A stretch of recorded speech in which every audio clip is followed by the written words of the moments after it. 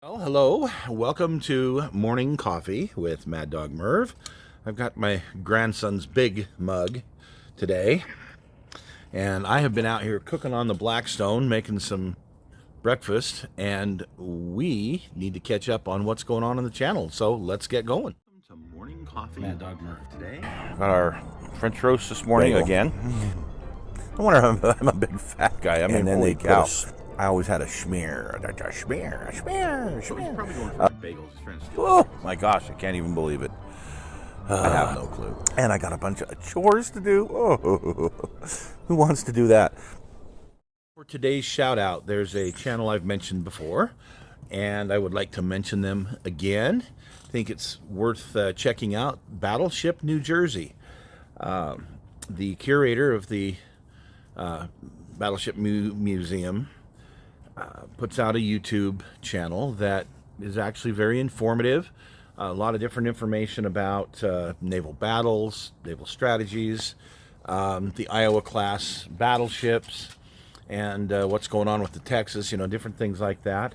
My cousin, who is a retired Navy captain, actually volunteers on the sister ship, the Wisconsin, which is back at Newport News. He does a lot of the carpentry work for the displays.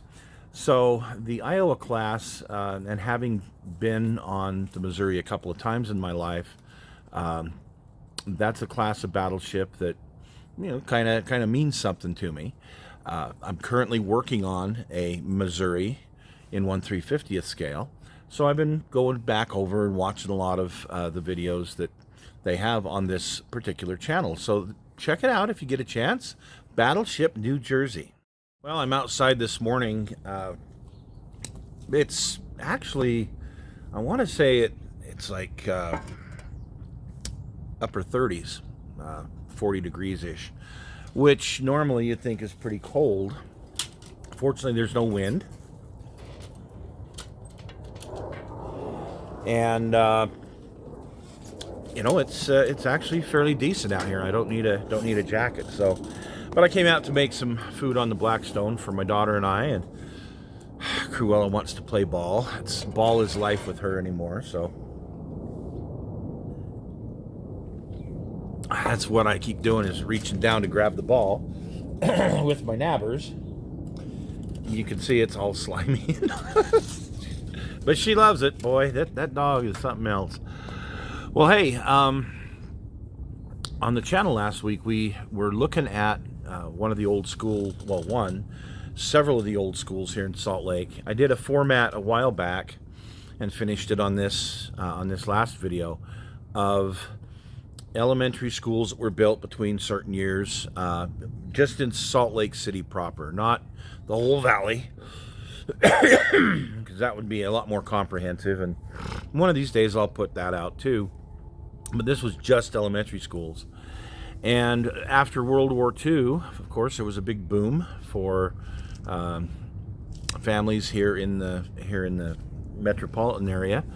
So they needed to build like 15 schools in 15 years. It just was crazy there for a while. At one time, the Salt Lake City School District had 70 schools in the school district. Now they're less than 35. So I'll give you some idea how things have changed over the years. The city hasn't expanded any in that time, just number of people moving to suburbs or moving back, things like that. Right now we're going through a decline in enrollment again, with like 4,000 or 5,000 less this year than a couple of years ago. So anyway, I hope that folks find those pictures interesting. I try to include some of the more modern look at things if I can, so you can see an angle of a school that's no longer there, and now there's like a gas station or something. In this last video, there wasn't a lot of that I was able to provide, because I didn't have the updated modern pictures. But we'll do junior highs one of these days. That will be kind of a fun one. And of course, there was only 4 high schools here in Salt Lake at one time. So we kind of have done that separately. The kit hoarder stash, we had the Essex class carrier. And I've got a pretty good collection of 1/350th scale ships. This was this is a gap that I didn't have after the Hornet Enterprise Yorktown. I didn't have that next, in line, which was the Essex class. I'd always wanted to get one, but just never had pulled the trigger on it. So finally, I actually had sold this from the store when I worked at the store many years ago to a friend of mine, and it's been sitting in his storage unit ever since. So I reacquired it, some creative trading. And now I have that Essex that we will get building. I didn't realize it was so many parts. Holy moly. A lot of parts in that thing. Over 600 in that kit. So it'll be fun. It'll be a challenge.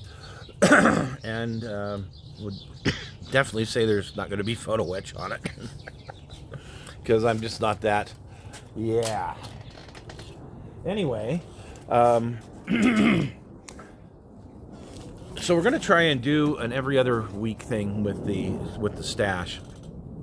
I've got a couple of other things to show you folks that I've recently acquired, but instead of doing anything this Thursday, we'll wait until Thanksgiving. I'll go ahead and put one out on Thanksgiving, which is a little less than 2 weeks. And I figure you guys get up in the morning, you have kind of your morning ritual, whatever, and even though it's Thanksgiving, doesn't preclude you from watching YouTube videos and then football. So yeah, we're gonna put up a kit hoarder stash then on Thanksgiving. So that'll be our next kit hoarder stash. Little dilemma, tomorrow's main show, I've got a couple of different things I can do that aren't quite finished, and I need to work on that today. One is a travel piece that I did a few months back and ran across some real interesting critters, real creepy critters, creepy crawly critters, and I wanted to kind of share that with you guys. So I'm not sure if that'll be tomorrow or if we're going to wait a week on that.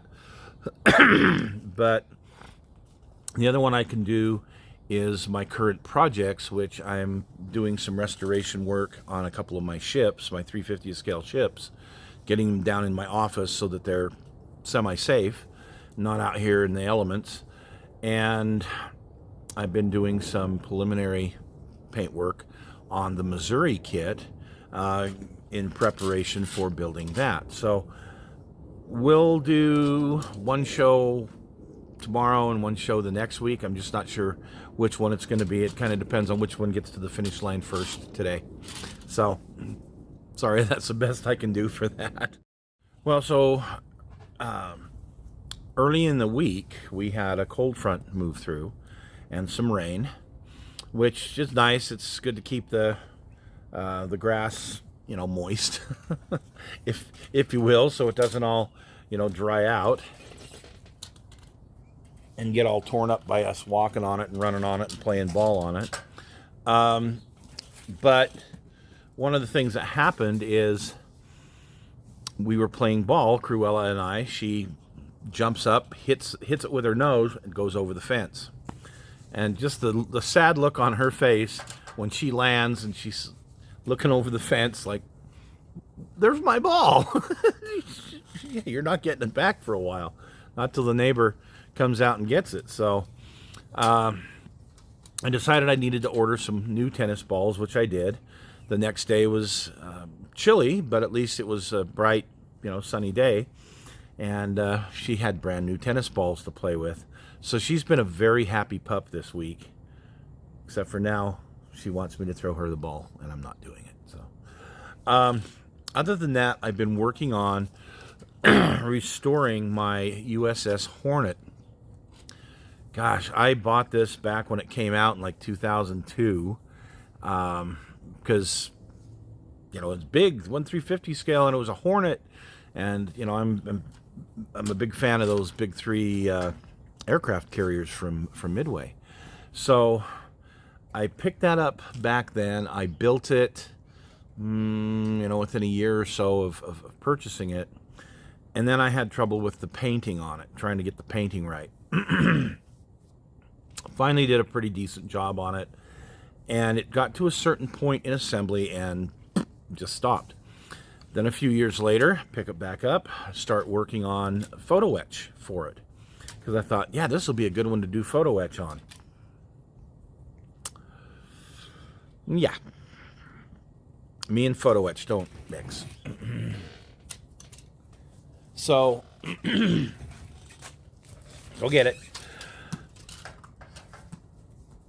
My big problem is that when I put super glue down and I get it on the photo etch and I put it in place and I try and tack it there with some accelerator, sometimes I'll get a little more glue than I want,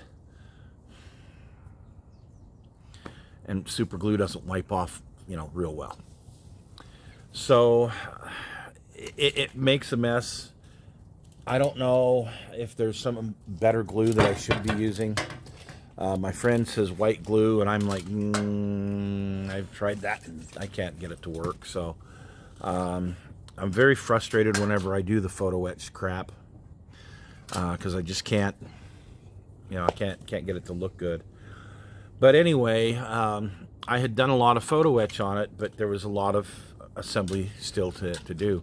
And it's been sitting probably a decade or more on a shelf in doghouse next to my Lexington, which I finished about the same time.